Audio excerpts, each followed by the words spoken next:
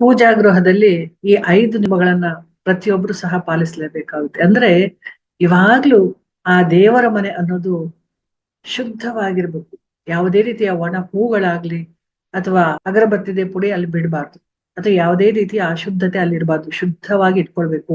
ಇನ್ನು ದೇವರ ಮನೆಯಲ್ಲಿ ಸದಾ ದೀಪ ಹಚ್ಚಿರ್ಬೇಕು, ದೀಪ ಬೆಳಗ್ತಾ ಇರ್ಬೇಕು. ಹಾಗೆ ಸುಮಧುರವಾದ ಮೃದುವಾದ ಯಾವುದಾದ್ರೂ ಒಂದು ಸಂಗೀತ ಅಥವಾ ಯಾವ್ದಾದ್ರೂ ದೇವರ ನಾಮ ಅಲ್ಲಿ ಯಾವಾಗ್ಲೂ ಕೇಳಿಸ್ತಾ ಇರ್ಬೇಕು. ಇನ್ನು ದೇವರ ಮನೆಯಲ್ಲಿರ್ತಕ್ಕಂಥ ವಿಗ್ರಹಗಳನ್ನ, ಫೋಟೋಗಳನ್ನ ಕನಿಷ್ಠ 15 ದಿನಗಳಿಗೊಮ್ಮೆ ಒಮ್ಮೆ ಆದ್ರೂ ಸಹ ತೊಳೆದು ಶುದ್ಧ ಮಾಡ್ಬೇಕು. ಪ್ರತಿ ವಾರ ಮಾಡ್ಬೇಕು, ಆದ್ರೆ 15 ದಿನಕ್ಕಾದ್ರೂ ಅದನ್ನು ಮಾಡುವಂತಹ ಒಂದು ಮನಸ್ಥಿತಿ ಇಟ್ಕೊಳ್ಬೇಕು.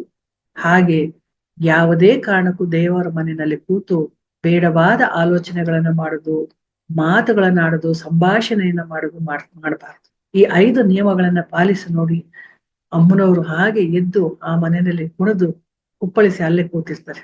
ಅದರಿಂದ ಎಲ್ಲವೂ ಸಹ ಒಳ್ಳೇದಾಗುತ್ತೆ.